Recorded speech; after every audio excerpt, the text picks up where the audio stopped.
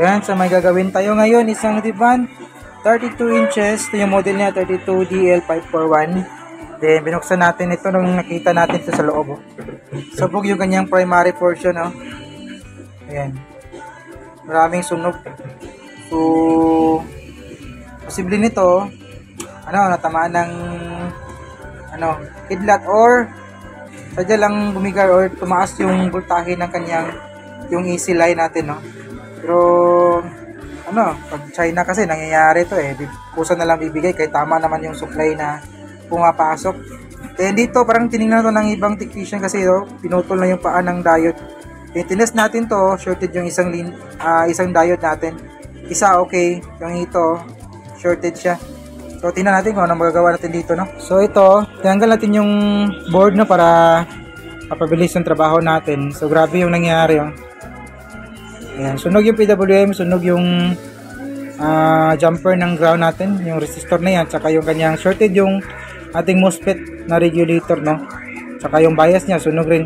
So gagamitin natin dito ay gamit tayo ng 4 wires, ayan, para sa kanyang primary conversion.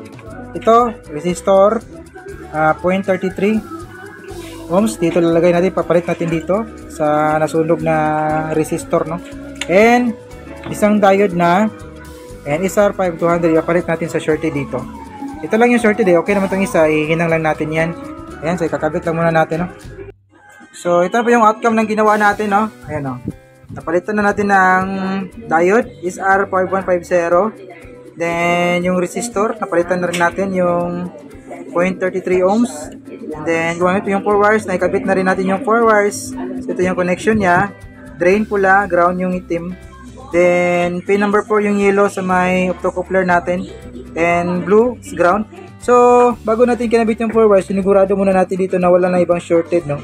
So yung mga sunog na parts dito, nilinis po natin yan, tinanggal po natin pati yung MOSFET, yung kanyang bias, yung ating PWM dito na maliit na sunog rin, at saka yung bias na nakita nating sunog, tinanggal po natin yung lahat.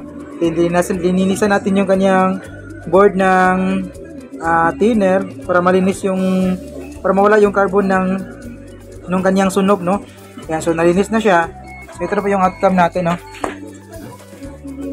Then connect rin natin, meron na tayong 12 volts na lumalabas sa may secondary natin dito sa may side na to, 12 volts. Yan, saksak ko lang. So meron na rin sa yung standby, nakikitang standby red. So mag-test pa rin tayo ng 12 volts para makita nyo, no. So ayun, meron tayong 12 volts na, so cut 12 volts sa may secondary line. So ibig sabihin gumagana na po yung 4 wires natin sa may primary side.